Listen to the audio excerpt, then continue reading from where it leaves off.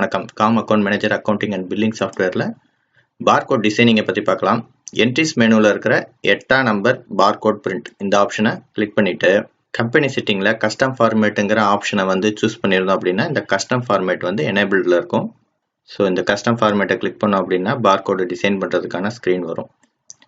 இப்போதைக்கு பார்கோடை நான் இந்த பக்கம் வச்சுக்கிறேன். இதில் வந்து ஃபஸ்ட் இருந்து இப்படி போகாமல் ரிவர்ஸில் போகலாம். அப்போ தான் டிசைனிங் கொஞ்சம் ஈஸியாக இருக்கும். இப்போ எனக்கு வந்து ரேக் நம்பர் தேவை. ஸோ இந்த ரேக் நம்பர் அப்படிங்கிற இந்த லேபிளை நம்ம கிளிக் பண்ணுறப்போ இங்கே வந்து நமக்கு ரேக் நம்பருக்குரிய ஃபீல்டு வந்து இங்கே வந்துடும். ஸோ இதை ட்ராக் பண்ணி எங்கே வேணுமோ நம்ம வச்சுக்கலாம். அடுத்து வந்து பர்ச்சேஸ் காஸ்ட். பர்ச்சேஸ் காஸ்ட் எப்படி வரும்னா நமக்கு விலாசமாக வரும். இந்த விலாசத்தை எப்படி செட் பண்ணுறது அப்படின்னா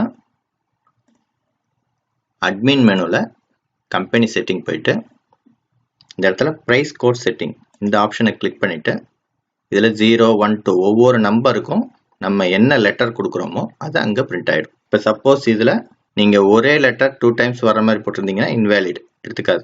ஸோ ஒவ்வொருத்தங்க ஒவ்வொரு வார்த்தை யூஸ் பண்ணுவீங்க. அந்த வார்த்தையை இங்கே கொடுத்து ஓகே கொடுத்து சேவ் பண்ணிக்கணும். ஸோ கம்பெனி செட்டிங்கை க்ளோஸ் பண்ணிக்கிறேன்.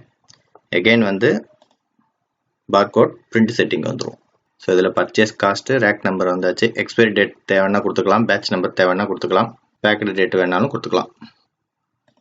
Item rate, MRP, item name,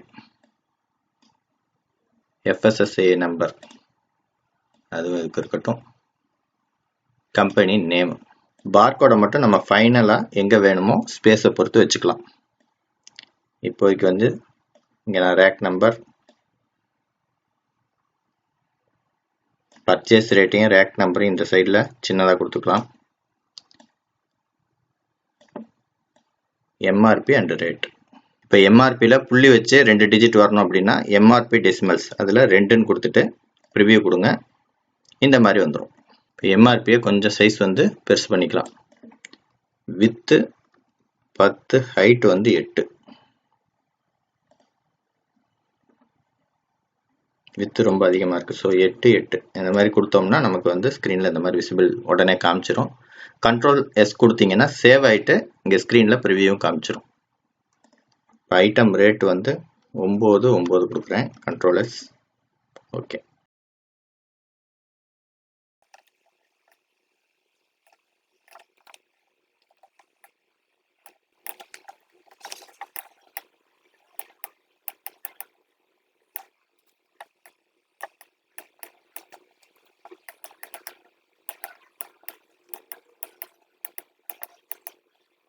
இப்போ பார்கோடோட சைஸ் அப்படிங்கிறதுல இப்போ நான் 40 கொடுக்குறேன்.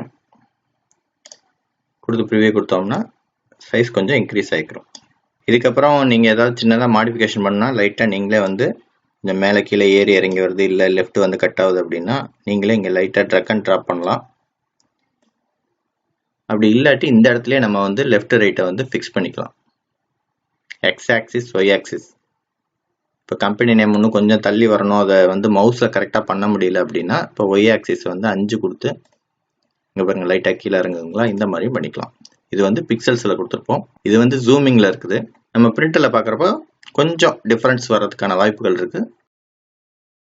நெக்ஸ்ட் நீங்கள் இங்கே பிரிண்ட் கொடுக்குறப்ப ஆட்டோமேட்டிக்காக அதுக்குரிய ஃபார்மேட்டில் பிரிண்ட் ஆயிரும். அந்த செட்டிங்கெலாம் நாங்களே செஞ்சு கொடுத்துருவோம். எதுவும் சந்தேகம்னா சப்போர்ட் டீமை கான்டாக்ட் பண்ணுங்கள். நன்றி, வணக்கம்.